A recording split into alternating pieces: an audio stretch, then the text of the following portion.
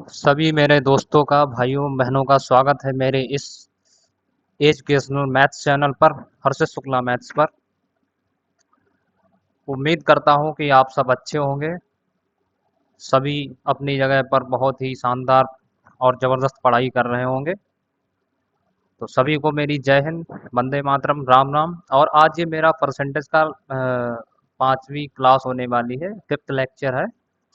आपसे उम्मीद है कि आप जो पीछे की क्लासेस थी उनको कंटिन्यू आपने पढ़ा होगा, देखा होगा। उसके बाद आप इस 5th लेक्चर पर आए होंगे। अगर आपने नहीं देखा है तो आपसे मैं रिक्वेस्ट कर रहा हूँ एक बार पहले वो जो 4 प्रीवियस लेक्चर मैंने डाल रखे हैं उनको देखें, उसके बाद इस 5वीं क्लास में आएँ, जिससे आपको एक सीक्वेंस में सब कुछ समझ आता रहेगा। और बच्चों, आपसे माफ़ी चाहता हूँ कि अभी तक हमारा बीच में थोड़ा गैप हो गया था 3 दिनों का। फिलहाल अब आपको अल्टरनेट वीडियो मिलती रहेंगी। भले ही एक दिन का गैप होता रहेगा, लेकिन अल्टरनेटिव या वैसे ही कंटिन्यू वीडियो आपको मिलती रहेंगी। अ, बाकी हमारा ये परसेंटेज की सीरीज चल रही है अभी। तो जब परसेंटेज खत्म हो जाएगा उसके बाद हम प्रॉफिट एंड लॉस करेंगे।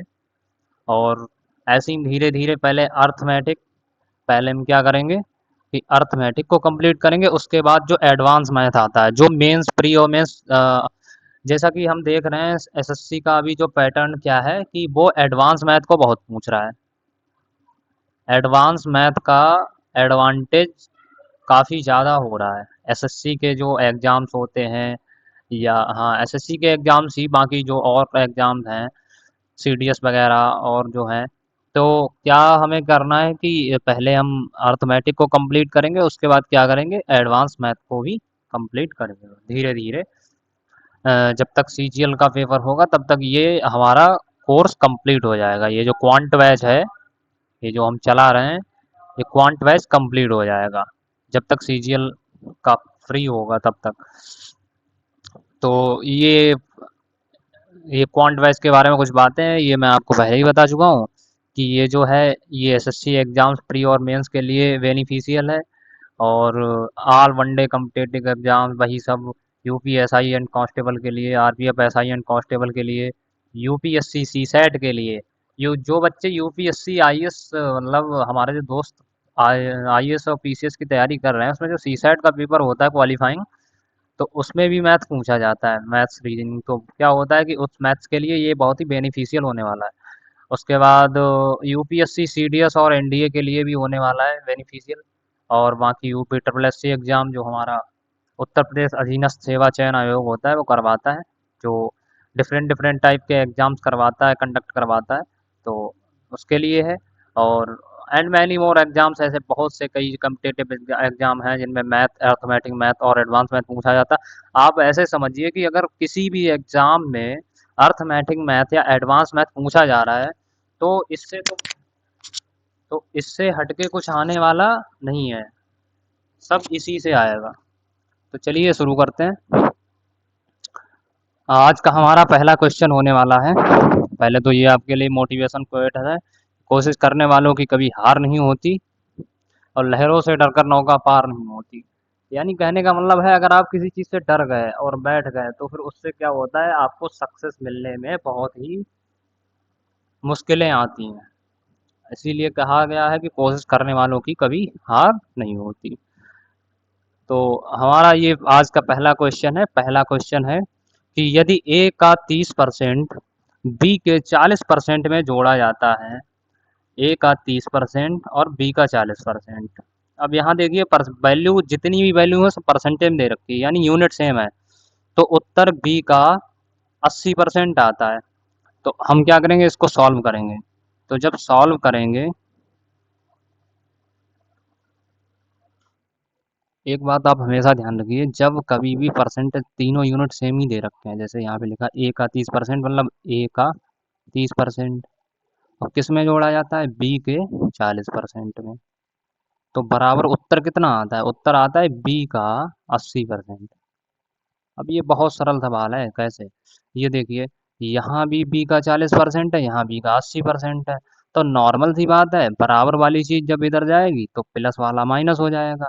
यानी बी का 40% बी के 80% में से जब घटेगा तो कितना आएगा, तो यहाँ पर आएगा ए का 30% बराबर बी के 80% में से ये जब 40% घटेगा तो कितना आ जाएगा, बी का 40%। भाई 80 में से 40 गया, 40 ही तो आएगा। तो अब आपको क्या करना है, परसेंटेज से परसेंटेज, एक मिनट सॉरी, थोड़ा अलग टाइप से काट दिया मैंने। ये परसेंटेज से परसेंटेज खत्म, और जीरो से जीरो गया, तो बी कहाँ जाएगी, नीचे, तो आएगा ए बटे बी बराबर 4/3। अब हमें निकालना क्या है, ए का कितना प्रतिशत बी है, का वाला हमेशा कहाँ लिखा जाता है, नीचे। 4 आएगा नीचे, और 3 कहाँ आएगा, ऊपर, तो 100। और यहाँ लगा देंगे परसेंट। तो क्या करेंगे, 4 से इसको काटेंगे, 25 आएगा, 25 यहाँ कितना हो जाएगा, 75%। यही हमारा क्या है, आंसर।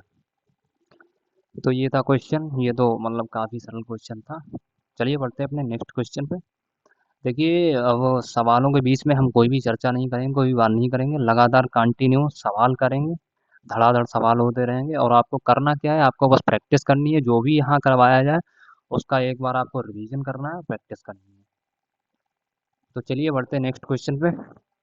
अब ये थोड़ा अलग टाइप का क्वेश्चन है, थोड़ा लेंथी क्वेश्चन है, लेकिन बहुत ही बढ़िया और इम्पोर्टेंट सवाल है। बहुत काफ़ी एग्जाम्स में आया हुआ है, बहुत से, जैसे यूपी पुलिस कांस्टेबल, और क्या नाम, एसआई का होता है, आरपीएफ एसआई का होता है, या एसएससी के एग्जाम्स होते हैं, उनमें सभी में आता है। बहुत इंपॉर्टेंट एग्जाम ये जो है, इम्पोर्टेंट मतलब क्वेश्चन है। तो यहाँ पे इम्पोर्टेंट डाल लेंगे, फिर करेंगे इसको। अब लिखा, एक फैक्ट्री में 60% कर्मचारी की उम्र 30 वर्ष से अधिक है, और उनमें से 75% पुरुष तथा शेष महिलाएं हैं। यदि 1350 पुरुष कर्मचारियों की उम्र 30 वर्ष के ऊपर है, तो फैक्ट्री में कुल कितने कर्मचारी हैं। एक बात आप हमेशा याद रखिए, कोई भी चीज़ अपने आप में हमेशा 100% होती है। तो हम मान लेंगे कि जो फैक्ट्री में कर्मचारी हैं वो कितने हैं, 100% है। ठीक है, फैक्ट्री में कर्मचारी कितने हैं, 100%। अब लिखा है कि फैक्ट्री में 60% कर्मचारी की उम्र 30 वर्ष से अधिक, यानी 30 प्लस है, 60% कर्मचारी की। तो यहाँ लिखिए 60%, 100 में से 60% 30 प्लस है, और उनमें से 75% पुरुष तथा शेष महिलाएं हैं। अब क्या है, इनमें से 75% पुरुष हैं तथा शेष महिलाएं हैं। इसी 60% में 75% पुरुष हैं, तो 60 का 75%, 60 का 75% आप निकालेंगे कितना आएगा, 60 × 75/100। जीरो से जीरो गया, ये ऐसे काट लीजिए, 25 या 75, 25 चौका 100, और यहाँ पे कितना आएगा, 15, यानी ये आएगा आपका 45। तो 60 का 45% क्या है, 45% कितने क्या है, मेल है। अब शेष कितना बचा आप पर, आगे एक बात बताइए, जहाँ पर 60%, टोटल 60% हो, उसमें से 45% मेल निकल जाए, तो फीमेल कितनी बचेंगी, 15%। भाई 45 15 कितना होता है, 60। तो 15% क्या बचेंगी, फीमेल। तो 45% हमारी हो गई मेल, और 15% हो गई फीमेल, जो कि 30 प्लस हैं, मतलब इनकी उम्र कितनी है, 30 वर्ष से अधिक है। अब लिखा है, यदि 1350 पुरुष, एक मिनट, अब लिखा, सॉरी, लिखा है कि 1350 पुरुष कर्मचारियों की उम्र 30 वर्ष से ऊपर है। तो 1350, अब देखिए कितने कर्मचारियों की उम्र 30 वर्ष प्लस है, 30 प्लस है, 45% की। और 45% की वैल्यू हमें सवाल में कितनी दे रखी है, 1350। तो हम 1% की वैल्यू निकाल लेंगे। 1% कितना आएगा, 45 तियाँ होता है 135, तो ये आ जाएगा 30। तो 1% की वैल्यू हमारी आ गई 30। ठीक है ना, 1% की वैल्यू कितनी आ गई, 30। उसके बाद लिखा, तो फैक्ट्री में कुल कितने कर्मचारी हैं, तो हमने टोटल कितने माने थे भाई, टोटल कितने माने थे, 100%। तो 100% की वैल्यू कितनी निकल आएगी, 1% की वैल्यू है 30, तो 100% कितना हो जाएगा, आप ही बताइए। जब 1% 30 है, तो 100% यानी 100 से गुणा, मतलब कितना आंसर आ जाएगा, 3000 कर्मचारी। टोटल कितने हैं, 3000। तो हमारा आंसर क्या हुआ, ये 3000। अगर आपको नहीं समझ आ रहा है तो एक बार आप डाउट सेक्शन में उसमें कमेंट डाल सकते हैं, फिर मैं आपको बता दूंगा। नहीं तो सबसे अच्छा यही है कि मैंने क्या बताया आपको, टोटल 100% है, उसमें से 60% क्या है, 30 प्लस है, और 60 का भी 75% मेल है, यानी 60 का 75 निकाला, 45 आया। तो ये 45% मेल हो गए, और 60 में से 45 जाएगा तो 15% फीमेल बचे, है ना, फीमेल बची 15%। और दे रखा है कि 45% बराबर 1350, तो 45% 1350 से काटेंगे, 1% बराबर 30, तो 100% कितना आ जाएगा, 3000। तो ये हमारा सॉल्यूशन था इसका, शॉर्ट सॉल्यूशन। अब बढ़ते हैं नेक्स्ट क्वेश्चन पे। नेक्स्ट क्वेश्चन हमारा है, एक संख्या से जब 15 घटाया जाता है तो वह घटकर 80% हो जाती है, तो उस संख्या का 40% कितना हो? बहुत सरल क्वेश्चन है, पूछिए कैसे। एक संख्या से जब 15 घटाया जाता है तो वह घटकर 80% हो जाती है, ठीक है ना। अब एक बात आप बताइए, मैंने आपको एक चीज बताई थी कि जो भी चीज होती है वो अपने आप में कितनी होती है, 100% ही तो होती है। आपको मैंने बताई कि नहीं बताई कि जो भी कोई भी चीज होती है वो अपने आप में 100% होती है। अब मान लीजिए संख्या क्या थी, संख्या 100% है। अब हम एक मिनट मैं इनका कलर चेंज कर लेता हूँ पहले तो। अब दे रखा है कि जब उसमें से 15 घटाया जाता है तो वह 80% हो जाती है। तो भाई अब आप ही बताइए, किसी संख्या में कितना घटाया जाए कि वह 80% हो जाएगी, किसी संख्या में कितना घटाया जाए कि वह 80% हो जाएगी। तो 20% ही तो घटाया जाएगा, तभी तो वो अपने आप का 80% होगी। कॉमन सेंस वाली बात है कि जब किसी संख्या में 20% घटाया जाएगा तभी तो वो अपने का 80% होगी। लेकिन 20% थोड़ी घटाया जा रहा है, एक्चुअल में 20% नहीं घटा रहे हैं, रियल में हम 20% की जगह पर 15 घटा रहे हैं, यानी 20% की वैल्यू है 15। तो जब 20% की वैल्यू कितनी आ गई, 15, तो 1% की वैल्यू क्या आएगी, 15/20। अब हमसे पूछा क्या है, तो उस संख्या का 40% कितना होगा, उस संख्या का 40% कितना होगा। अब हमें क्या निकालना है, इसका 40% निकालना है। तो सीधी सी बात है, 100 का 40% क्या होता है, 40% ही होता है। तो 1% दे रखा है 15/20, तो 40% क्या आएगा, 40% क्या आएगा, 40% आएगा 15/20 गुणा 40। जब हम 20 से इसे कट करेंगे तो 20 दूनी 40, 15 दूनी कितना आ गया, 30, यानी हमारा कितना आंसर आया, 30। बहुत सरल क्वेश्चन है। चलिए बढ़ते हैं फिर अपने नेक्स्ट क्वेश्चन पे। हमारा अगला क्वेश्चन है कि एक संख्या को 22.5% बढ़ाया जाता है तो वह 98 हो जाती है, तो संख्या क्या है। 22.5% की आपको फ्रैक्शन याद ही होगी, 22.5% की क्या होती है, क्या किसी को याद है। अगर नहीं भी याद है तो आप चाहें तो निकाल भी सकते हैं, 22 दूनी 44, 45, 45 बटे दो, यहाँ 100 से भाग देंगे तो 5 ने 45 और 20 पंजे 100, यानी 9/40 आएगा। फिलहाल तो 22.5% की फ्रैक्शन क्या होती है, 9/40।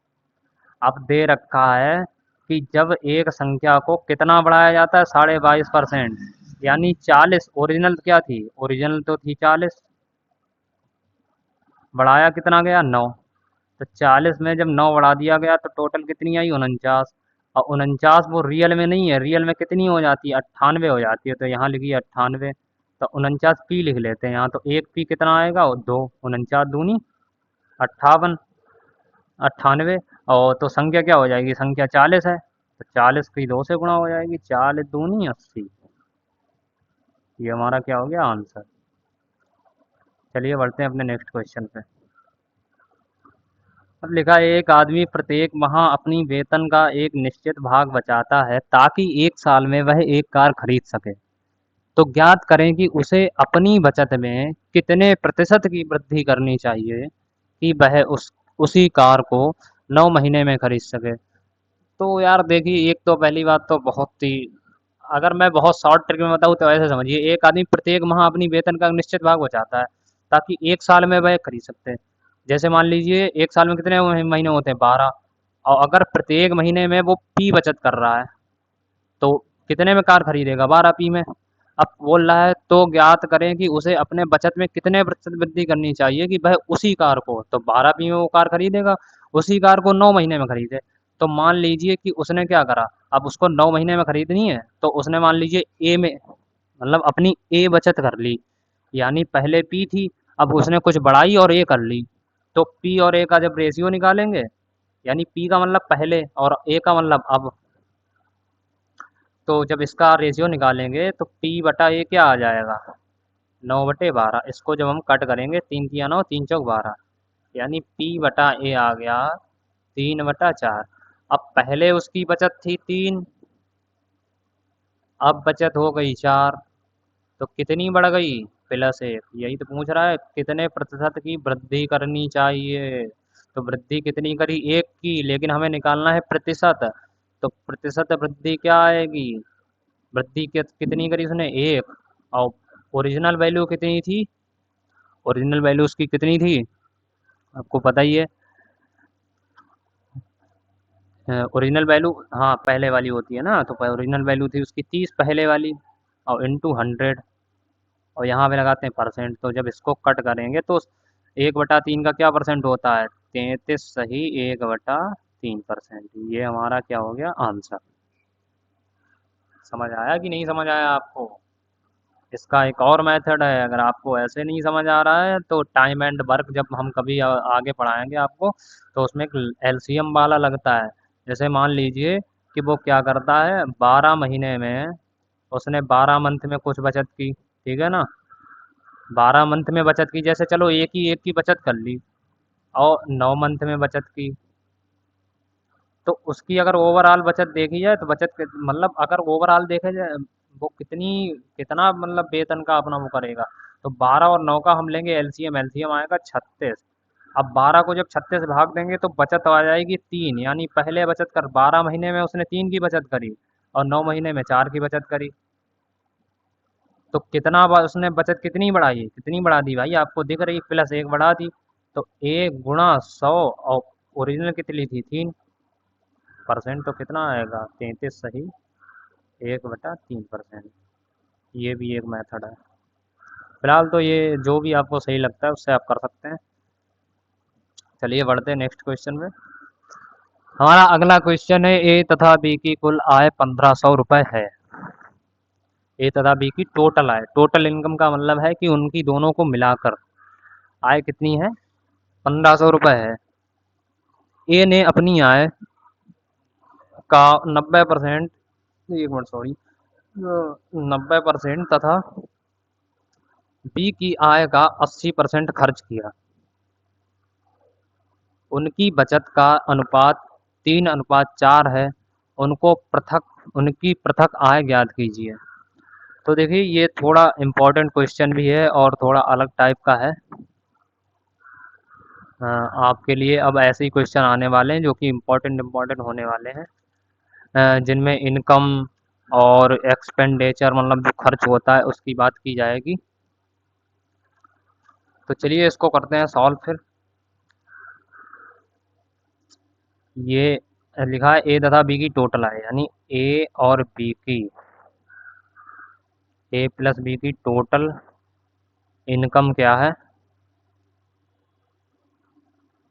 1500 रुपये। अब लिखा है ए ने अपनी आय का 90% तथा बी ने अपनी आय का 80% खर्च किया। अब एक बात बताइए, मैंने आपको बताया कोई भी चीज़ अपने आप में 100% होती है, यानी टोटल 100% होता है। कोई भी वेतन ले रहा होगा तो वह कितना वेतन ले रहा होगा, 100%। अब जैसे यहाँ लिखा ए ने अपनी आय का 90% तथा बी ने अपनी आय का 80% खर्च किया। अब मैं हूँ, मेरे पास 100% वेतन है, मैं 90% क्या कर दूँ, खर्च कर दूँ, तो बचत कितनी बचेगी, तो मैं कितना बचा लूँगा, 10%। अरे भाई 10% बचा लूँगा कि नहीं, तो बस वही लिखा है। तो ए का 10%, ए की बचत लिख दी। उसके बाद लिखा है बी ने अपनी आय का 80% खर्च किया, तो बी अपने वेतन में से 80% खर्च करेगा तो बचाएगा कितना, 20%। एक मिनट सॉरी, यहाँ बी है। और उसका रेशियो कितना, बचत दोनों की बचत का रेशियो कितना दे रखा है, 3:4, यानी पहले का 3 है, एक ए का कितना बचत का रेशियो है 3, और इसका कितना है 4, यानी 3/4। तो बस इसे क्या करना है, सॉल्व करना है। ये आएगा 10 एकम 10, 10 दूनी 20, इससे काटेंगे 2 दूनी 4। तो ए बटा बी की आय का रेशियो कितना आ गया, 3/2, क्योंकि ए की इनकम ए थी और बी की इनकम बी थी, तभी तो यहाँ पे लिखा था ए प्लस बी की टोटल इनकम 1500। तो ए प्लस बी यहाँ अब आप यूनिट में जब निकालेंगे तो ए प्लस बी क्या हो जाएगा, 3 और 2 कितना हो जाएगा, 5 यूनिट। जबकि रियल में हमको कितना दे रखा है, 1500। तो 5 यूनिट की वैल्यू है 1500, 1500 रुपये। तो एक यूनिट की वैल्यू कितनी आएगी, 5 तियाँ 1500, 300 रुपये। अब पूछा क्या है, अब हम देखेंगे सवाल में कि सवाल में क्या पूछा है। तो सवाल में पूछ रहा है उनकी पृथक आय ज्ञात कीजिए, यानी हमें ए की भी आय निकालनी है और बी की भी आय निकालनी है। तो बहुत सीधी सी बात है, पहले हम ए की निकाल लेंगे फिर बी की निकाल लेंगे। ए की कितनी है, 3 यूनिट। तो 3 की जब 300 से गुणा करेंगे तो कितना आ जाएगा, 900। और 2 से गुणा करेंगे, 2 गुणा 300 यानी बराबर 600। तो ए की कितनी आ गई, 900, और बी की कितनी आ गई, 600। ये हमारा क्या है, आंसर। उम्मीद करता हूँ कि आपको समझ आ गया होगा। चलिए बढ़ते हैं अब नेक्स्ट क्वेश्चन पे। अगला क्वेश्चन हमारा है, एक परीक्षा में स्कूल एक्स के पास हुए छात्र कुल परीक्षार्थियों का 80% है।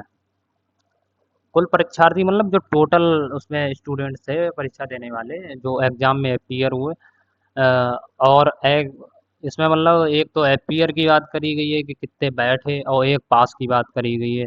और स्कूल बाई के कुल परीक्षार्थी स्कूल एक्स के कुल परीक्षार्थियों से 25% ज़्यादा हैं। तो चलिए मैं आपको पहले लिख देता हूँ, यहाँ पर एक स्कूल मान लेते हैं एक्स और एक स्कूल मान लेते हैं बाई। तो यहाँ पर दो की बात करी गई है, एक तो करी गई है टोटल की, टोटल स्टूडेंट। और दूसरी बात करी गई है कि मतलब क्या, पास मतलब पास, सॉरी, दूसरी बात करी गई है पास की, मतलब पास कितने हुए। तो लिखा है एक परीक्षा में स्कूल एक्स के पास हुए छात्र कुल परीक्षार्थियों का 80% है। मैं मान लेता हूँ कि एक्स में टोटल छात्र कितने हैं, 100%। भाई कोई भी चीज़ अपने आप में 100% होती है, मैंने मान के ली वो तो लिख ही ली 100% है। अब लिखा है कि एक्स के पास हुए छात्र कुल परीक्षार्थियों का 80% है। तो टोटल एक्स में कितने हैं स्टूडेंट, 100%। और पास कितने हुए, 80%। तो 100 का 80% निकालेंगे कितना आएगा, 80%, यानी 80% पास हुए।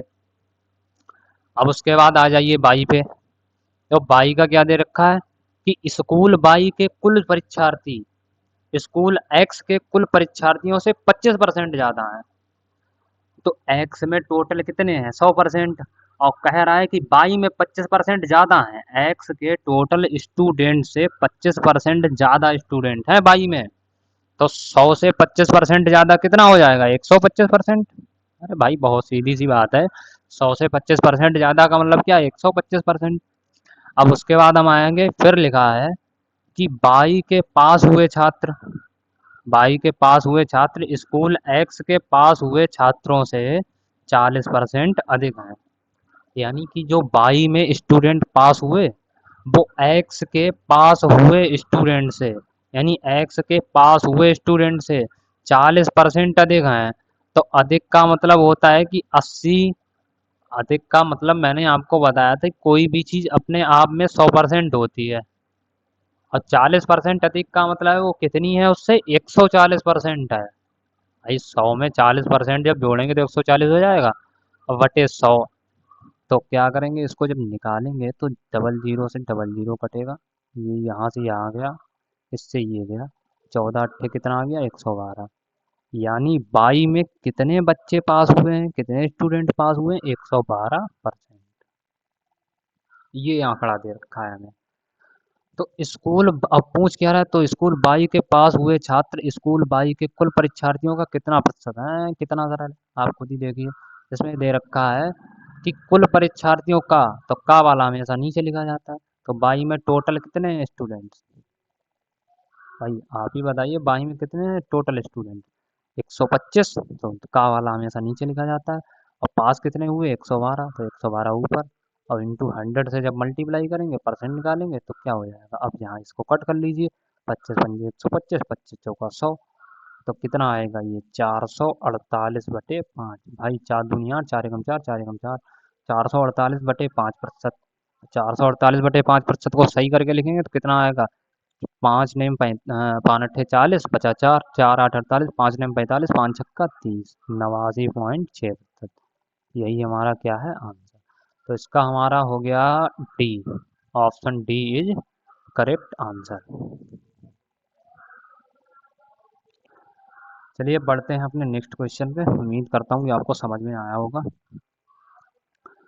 अब लिखा है एक सर्वेक्षण में, ऐसा हम सवाल पीछे भी कर चुके हैं, खैर उसी का सेम रिपीट है ये, वो जो मैंने जिस पे इम्पोर्टेंट लिखा था, फिर भी करते हैं। लिखा एक सर्वेक्षण में 40% घरों में दो या दो से अधिक, मतलब दो प्लस हैं, दो या तो दो हैं या दो से अधिक हैं, अधिक सदस्य हैं। जिन घरों में एक सदस्य है, जिनमें एक सदस्य है, एक की बात करी गई है, तो उनमें से 20% घरों में केवल एक पुरुष है, यानी वो भी एक मेल है, केवल पुरुष है। तो उन घरों का प्रतिशत ज्ञात करो जिनमें केवल एक महिला है व कोई भी पुरुष नहीं है। तो चलिए इसको क्या करते हैं, सॉल्व करते हैं। तो हम क्या करेंगे, मैंने आपको बताया था कि हम टोटल मान लेते हैं कि 100 है। कोई भी सर्वेक्षण में जो भी घर हैं या कुछ भी घरों की बात कर रहा है ना, तो हम मान लेते हैं कि टोटल कितना है, 100%, यानी 100 घर हैं। तो उसमें से 40% घरों में दो या दो से अधिक पुरुष हैं, तो 100 का 40% कितना होता है, यहाँ परसेंट भी लिख देते हैं। 100 का 40% होता है 40%, 100 का 40 होता है 40, तो 40 में कितने हैं, दो या दो से अधिक, मतलब टू प्लस सदस्य हैं, दो प्लस सदस्य हैं। तो यहाँ लिख भी देते हैं कि 40 घरों में दो अधिक दो प्लस सदस्य हैं। जिन घरों में एक सदस्य है उनमें 20% घरों में केवल एक पुरुष है। अब 100 में से 40 में तो दो प्लस है, तो कितने में एक सदस्य होगा, 60 में। बहुत सीधी सी बात है, 60 में क्या होगा, एक सदस्य होगा, होगा कि नहीं होगा, एक ही सदस्य होगा। अब इसमें भी लिखा है कि जिन घरों में केवल एक सदस्य है उनमें से 20% घरों में केवल एक पुरुष है। अब 60 के भी 20% में, 60 का 20% कितना होता है, 60 का 20% होता है 12, 12 ही होता है। तो 12 में क्या है, 12 में दे रखा है कि केवल एक पुरुष है, यानी एक पुरुष है, 12 घरों में केवल एक पुरुष है। तो यहाँ क्या हो जाएगा, यहाँ शेष कितना बचेगा, 48। तो 48 घरों में क्या हो जाएगा, 48 घरों में एक महिला होगी।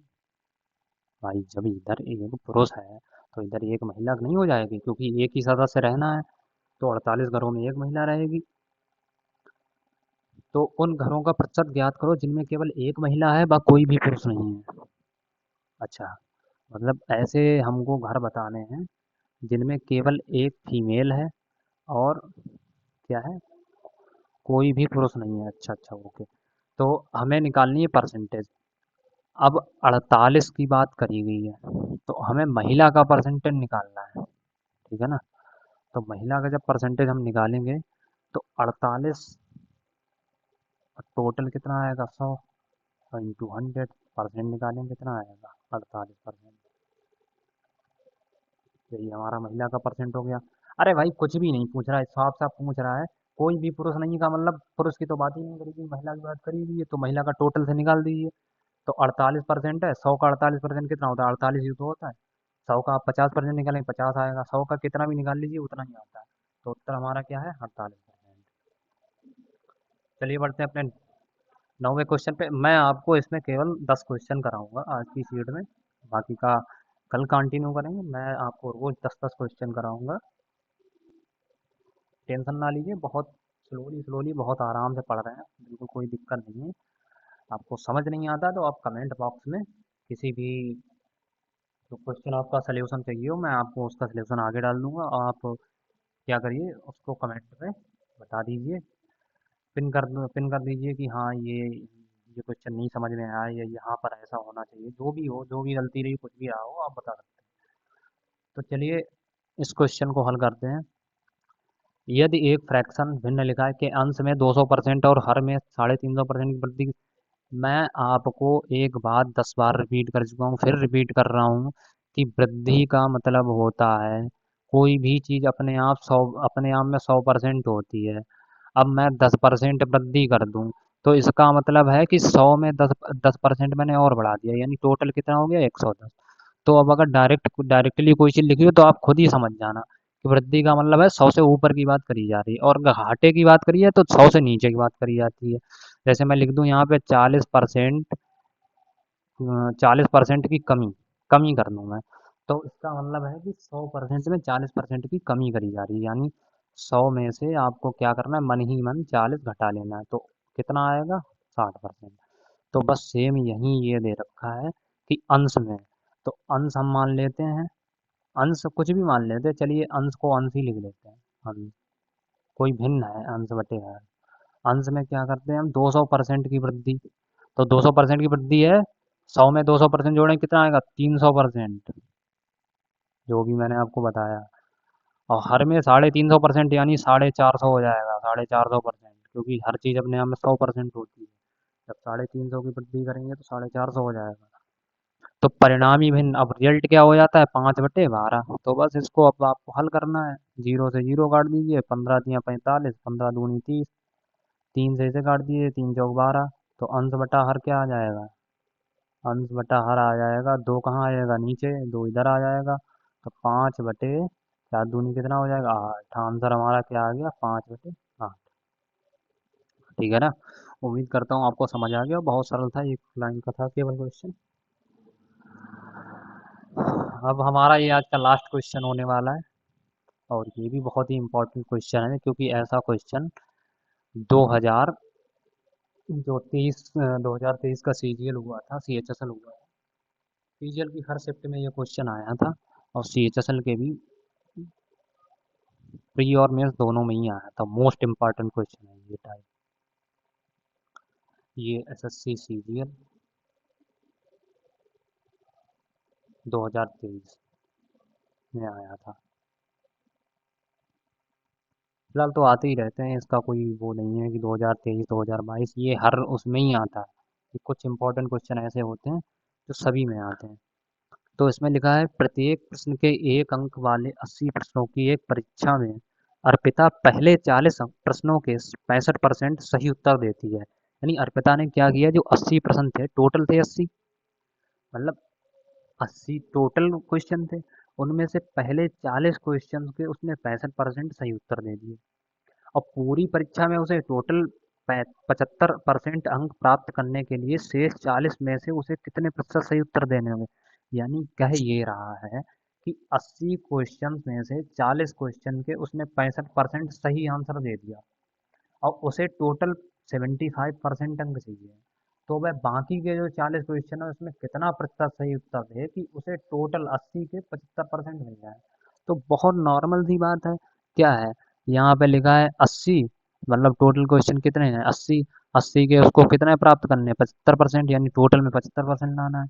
और वो 40 का दे कितना रही है, 65% सही आंसर दे रही है। तो पूछ रहा है बाकी के 40 का कितना परसेंट, कितना परसेंट वो सही आंसर दे कि टोटल का 75% उसको मिल जाए नंबर। तो अरे बहुत सीधी सी बात है, यहाँ 80 का 75% निकालेंगे तो कितना आएगा, 80 का 75% होता है 20 × 4 = 80, 20 × 5 = 100, यानी आएगा 60।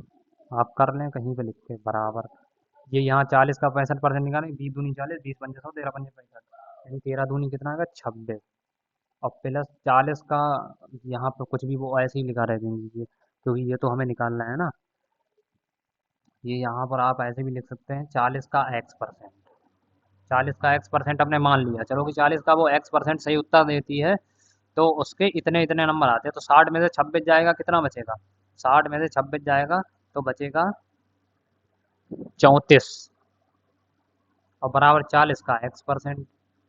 तो हमें बस x% की वैल्यू निकालनी है, तो x की वैल्यू क्या आ जाएगी, x की वैल्यू आएगी 34, 40 जाएगा नीचे, गुणा 100 इंटू परसेंट, 20 दूनी 40, 20 × 5 = 100, 17 दूनी 34, यानी 17 अपना कितना है, 85।